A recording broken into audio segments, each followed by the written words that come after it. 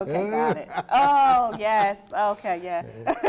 I think that's not, I mean, I wasn't going to ask you to adopt me at the time, but then I realized that it might not have worked, you know. Oh, yeah. But let's continue the discussion on. So bigger than you. So, I think that we need to realize that we are here on earth for purposes, and it may not just be one purpose, it may be multi-purposes, and that life is really, really bigger than us, and I always equate it to playing on a team.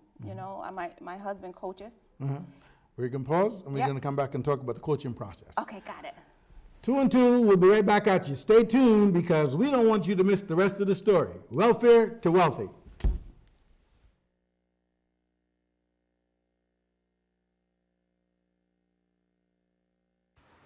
Look at you. You're at the top of your game. At work or at play, you're unstoppable. Nothing can throw you off track. Oh, hey. She's cute. Nice going, man. Things are going great for you. You've earned a night out. Good drinks, good friends. Yeah, we can go ahead and call this a good night. Wait, is that your car? Uh-oh. Not smart. Yeah, I saw that coming. Say goodbye to her.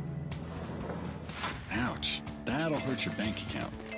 You're looking at around 10 grand in fines, legal fees, and increased insurance rates. I hope you like eating frozen dinners.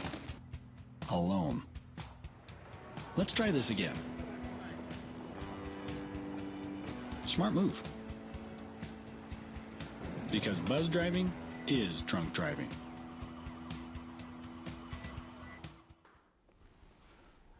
Thanks for staying with us. The story continues with Dr. Roberta Hoskie right now.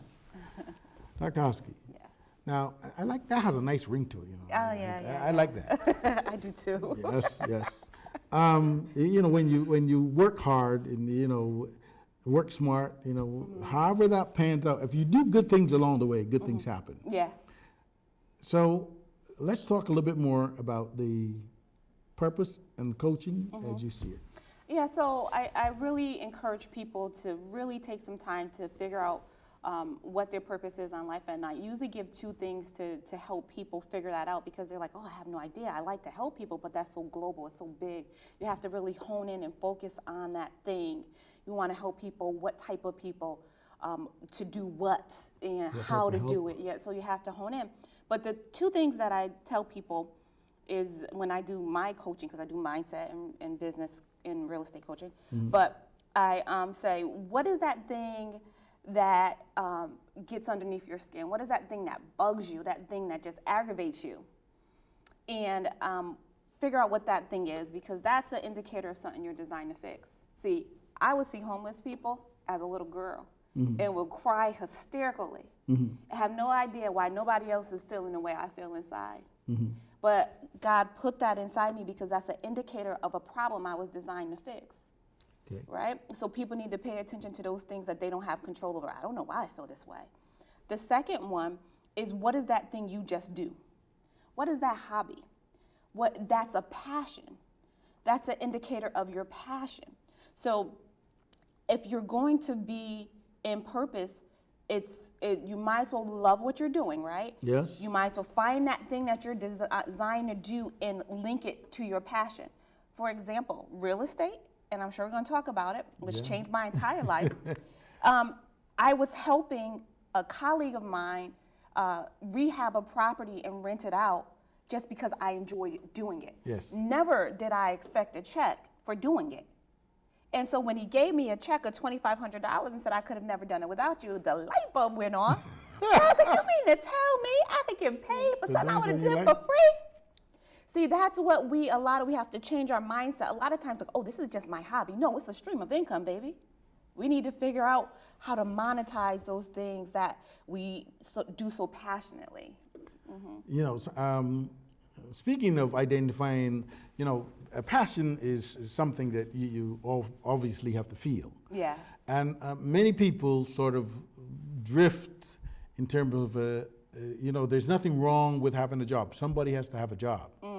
The question that usually comes out is, what type of job and why you? But you can also convert our question, do you think you can also convert that energy that you put into a job to be passionate about something that becomes your own enterprise or your own business? Absolutely, and that's a mindset shift that I think that we need to intentionally try to adapt. My company, at this point when I left my company to start my own company, when I left the company I was working for to start my own company, at this time it would have been perceived that I was successful because I had a six-figure job. I was already on welfare. I was already homeless. I was already a teenage mother, $417. So here I am, I'm still young and I have a six-figure job and a chauffeur that would bring me home when I stay late. So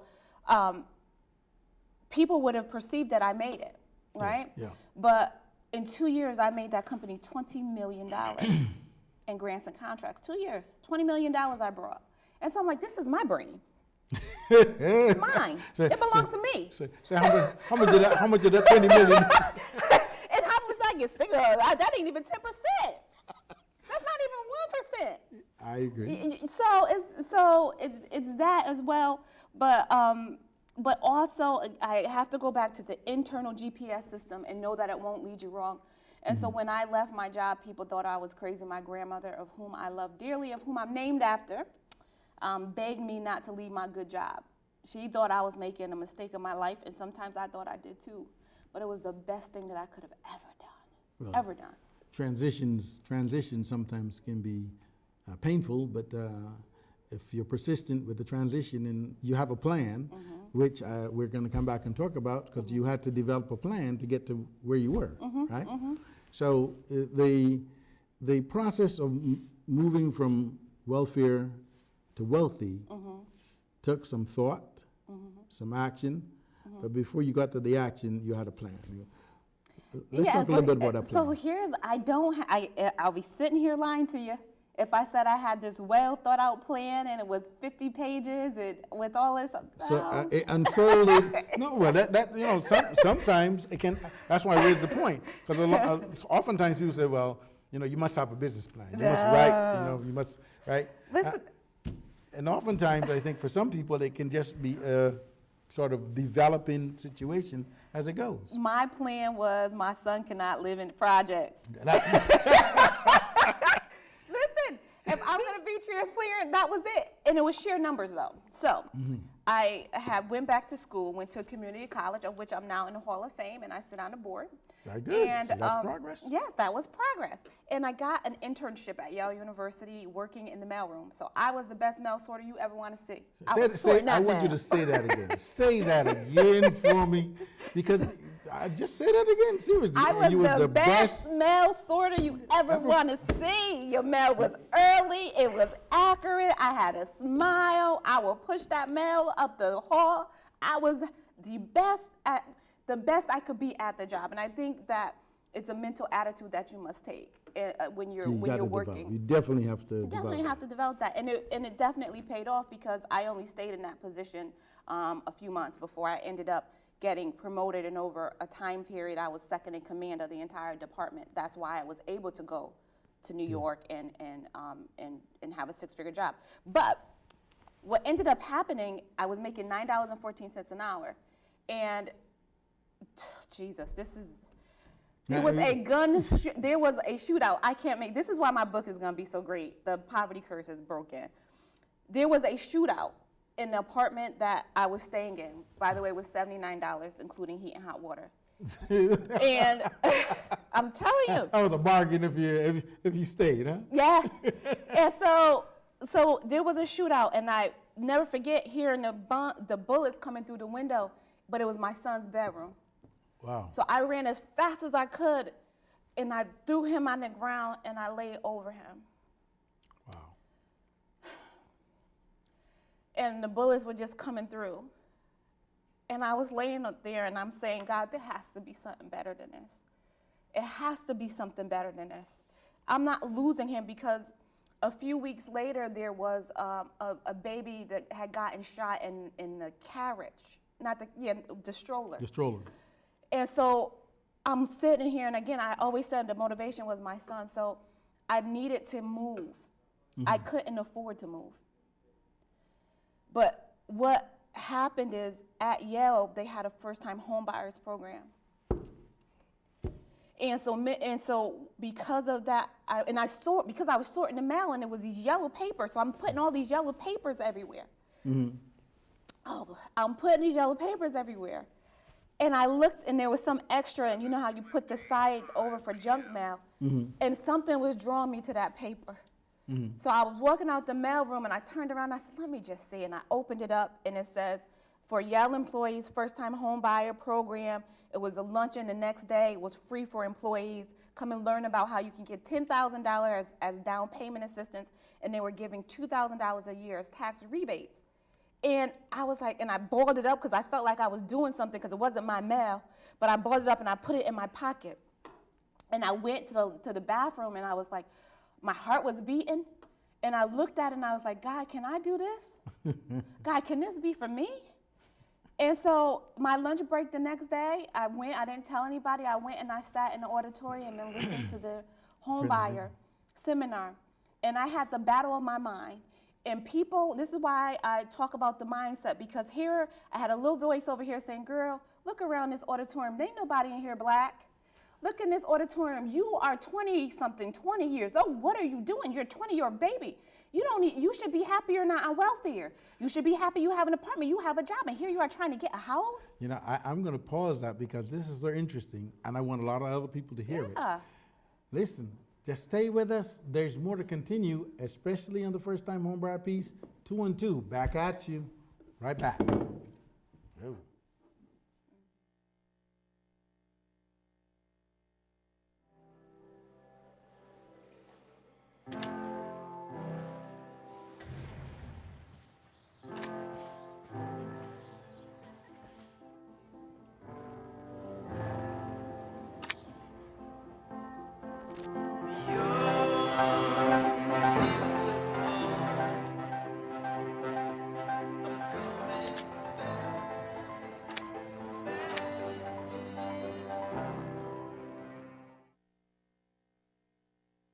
Morning, Gary.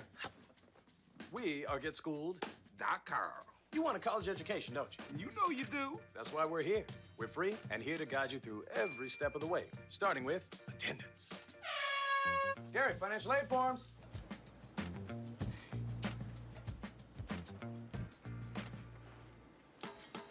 Picking a college, man. You and us. We go together like tacos and Tuesday. And I love tacos. Go to GetSchooled.com. Thanks for staying with us. More coming your way about this exciting journey from welfare to wealthy. We're going to talk about whatever Dr. Hoskie thinks is good medicine for transitioning from where you are to where you want to be. Back with Dr. Hoskie. Yeah, so I was talking about real estate. Yes. And in a battle of our mind, and for those people who are trying to transition, you're going to deal with the battle of your mind. You're going to deal with border bullies, and most of the times we're our own border bullies. But once we conquer that, then we can conquer life. And so that's what ended up happening, is that I had all this stuff going on in my head, and I'm sitting in the back feeling inferior. But I got enough courage to ask the question, and do I qualify? And I only make $914 an hour. And I ended up qualifying, but not for a single family house. It was for a multi-family house, which was perfect because, again, I couldn't afford an apartment. But it was sheer numbers. So the mortgage was $1,100. I rented out the third floor apartment for $1,100 for a Section 8 tenant. I lived on the second floor rent and mortgage free. And then I had 2 other units that I rented out for $900 and $600. So I cash flowed $1,500 a month. So it was sheer numbers. I couldn't afford to rent the apartment in the house I owned. Wow. And so this is why I'm passionate about teaching the power of real estate. And that one real estate transaction changed my entire life. When I figured out what equity is or was, it yielded me over $250,000. So the rest of the story, no, we'll get to the rest of the story. Listen, Dr. Hoskie mentioned earlier, I just want to take a moment, first-time homebuyer programs, they're all over the city and in many ways very easily accessible. The National Association of Real Estate Brokers has taken on the responsibility to help 2 million African Americans to recover what they lost in the Great Downturn.